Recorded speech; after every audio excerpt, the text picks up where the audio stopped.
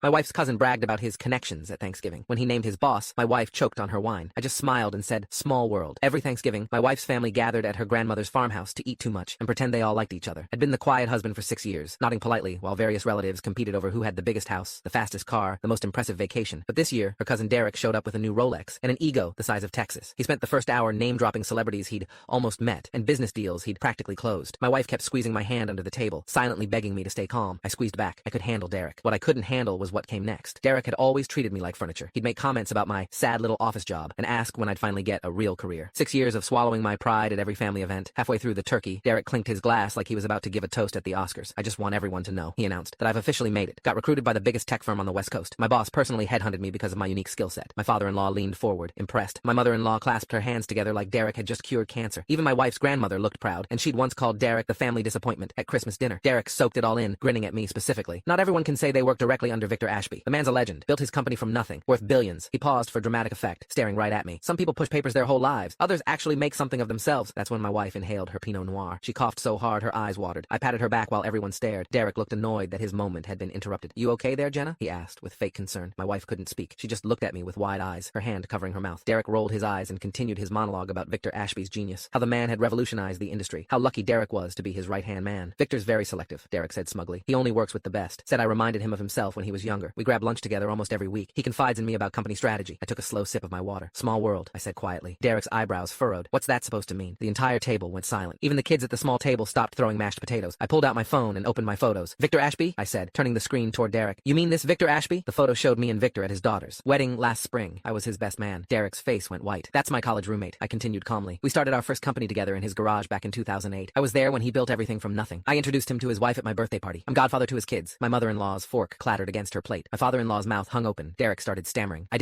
He never mentioned. I scrolled to another photo. Victor and me at a board meeting, both of us in suits, laughing about something. I'm also on his company's board of directors, I added. Have been for 8 years. We meet quarterly to review performance. Your name has never come up, not once. The silence was brutal. Derek's Rolex suddenly looked cheap. His confidence evaporated like steam. I'm sure there's some mistake, he mumbled, but his voice cracked. My wife finally recovered enough to speak. Honey, why didn't you ever tell my family about Victor? I shrugged. You asked me not to talk about work at family events. Said it made people uncomfortable when I mentioned board meetings and investments. I looked directly at Derek. I also remember you calling me boring at your sister's wedding because I don't brag about my job. You told everyone I was a paper pusher with no ambition. Derek's face went from white to crimson. His mother tried desperately to change the subject, asking about dessert options, but nobody was listening anymore. My father-in-law started asking me questions about the tech industry that he'd never bothered asking in 6 years. My mother-in-law suddenly wanted to know all about my investment portfolio. Even grandmother leaned over and whispered, I always knew you were the smart one, dear. The quiet ones usually are. Derek left before dessert, muttering something about an early flight. I got a text from Victor that night asking why some guy named Derek was desperately emailing him, begging to keep his entry-level position in the mailroom.